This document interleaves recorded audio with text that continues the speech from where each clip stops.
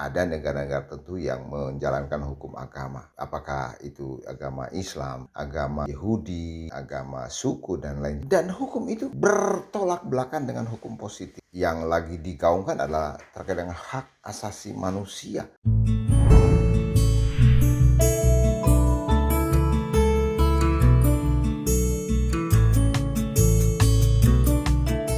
Ini yang Anda harus ketahui bahwa ya terkait dengan hukum-hukum positif suatu negara, hukum-hukum sosial, hukum-hukum kemasyarakatan ya. Kalau di Indonesia ada hukum pidana dan perdata. Di dalam dunia global maka mestinya hukum-hukum ini akan bisa mengatur secara umum ya kepada siapapun, latar belakang apapun, agama apapun yang dianut oleh masyarakat itu. Hukum ini tentunya akan mengatur ya sehingga tidak lagi menjadi problem ketika Anda berjalan ke mana saja, Anda taat kepada hukum di negara tersebut, tetapi nilai kandungannya sama. Ya, 100 sampai 200 negara ya terkait dengan hukum kemanusiaan itu nilainya pasti sama ya. Kualitas mestinya sama berdasarkan hukum yang diberikan oleh negara tersebut. Nah, ada beberapa hal yang perlu saya sampaikan buat teman-teman semuanya. Ternyata terkait dengan hal ini saya pernah katakan bahwa ada perbedaan ternyata. Tujuan daripada hukum ya, hukum agama. Jadi ada hukum agama. Mungkin Anda tidak tahu ya, sekarang ada negara-negara tertentu yang menjalankan hukum agama.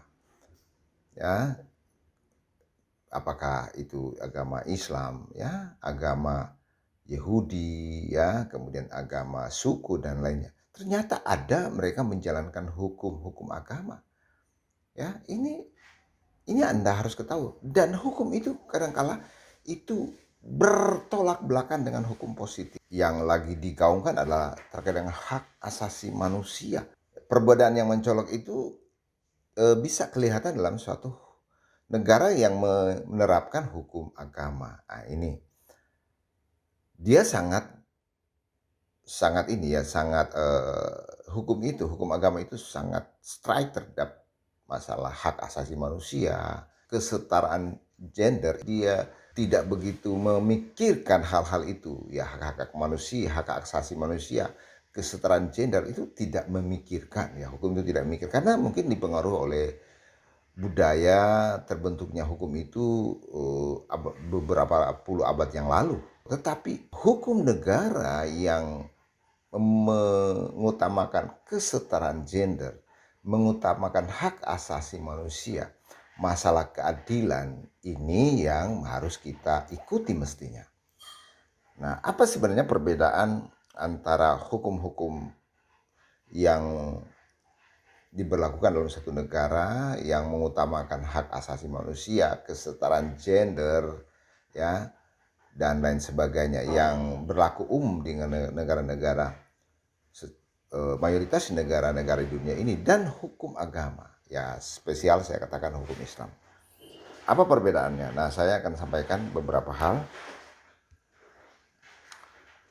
Jadi hukum positif negara atau hukum sekuler dan hukum Islam, saya mengambil contoh hukum Islam saja yang kelihatan, yang banyak negara-negara masih menggunakan itu. Seringkali berbeda karena keduanya memiliki sumber, prinsip, dan tujuan yang berbeda.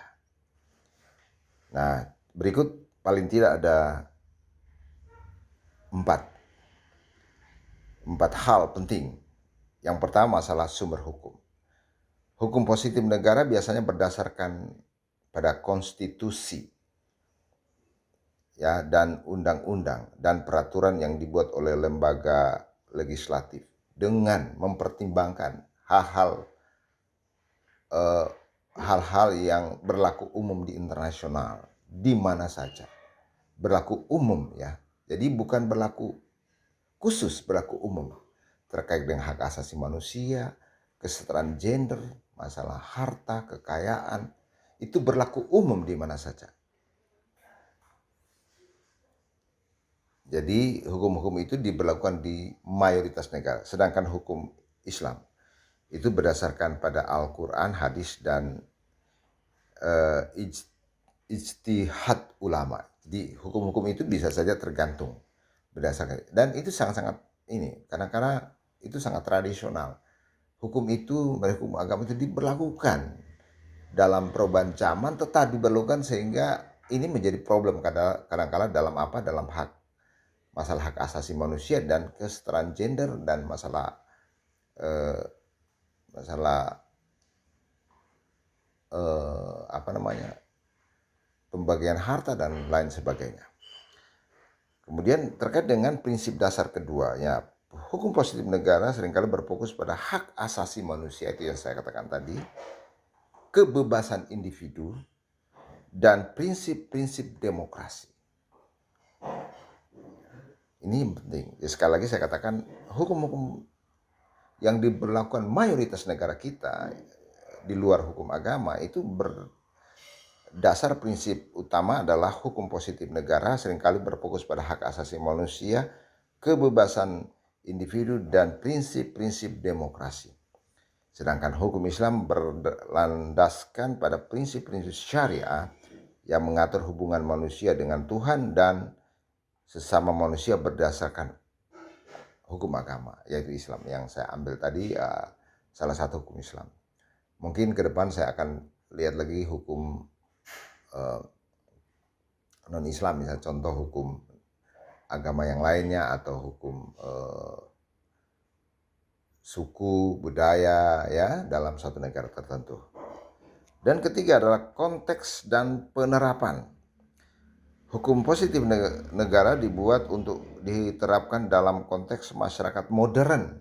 Sekali lagi, masyarakat modern dengan berbagai kebutuhan dan dinamika sosial. Sedangkan hukum Islam memiliki aturan yang berdasarkan pada konteks historis dari ajaran agama. Jadi historis, ya, sejarah.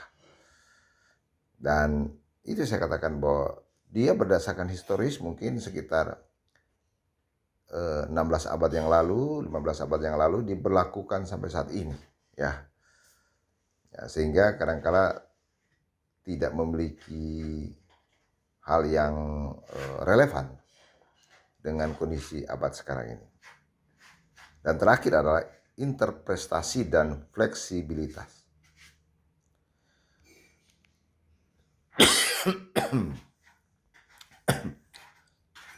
Hukum positif negara dapat berubah dan disesuaikan dengan kebutuhan masyarakat melalui proses legislasi. Jadi hukum positif negara ini yang saya katakan tadi itu dia bisa berubah sesuai dengan kebutuhan, ya, perkembangan zaman.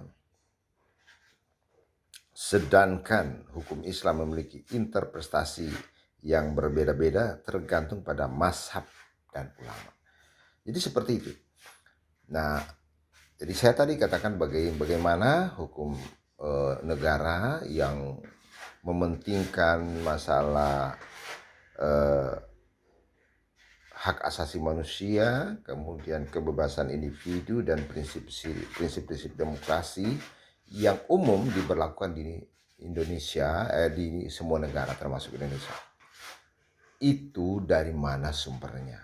Ya, itu saya katakan, itu dari mana sumbernya? Sebenarnya ini sumbernya dominan, ya, hukum-hukum ini yang terkait dengan tadi saya katakan mengandung prinsip bagaimana hak asasi manusia, kemudian kebebasan individu dan prinsip demokrasi, itu lebih banyak kepada filsafat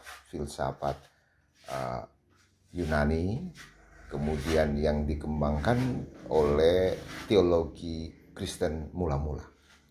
Jadi teologi Kristen mulai abad pertama yang dikembangkan oleh orang-orang para murid Yesus dan murid daripada murid Yesus, dan terus berkembang. Dan ada sebagian dari prinsip-prinsip filsafat Yunani ini mengembangkan yang namanya hukum positif yang berlaku sekarang di negara mayoritas di dunia termasuk Indonesia. Ya, itu diberlakukan. Nah, sedangkan hukum Islam itu berlaku bagi ya komunitas mereka pada waktu itu, masa-masa awal abad mulai bangkitnya hukum agama. Jadi, saudara-saudaraku, Anda bangga menjadi orang Kristen yang secara fleksibilitas sangat relevan. Anda di mana saja Anda bisa hidup, sebab hukum positif negara itu adalah hukum yang diambil dari prinsip dasar Injil dan ada sebagian dari filsafat Yunani. Kiranya Tuhan Yesus berkati. Amin.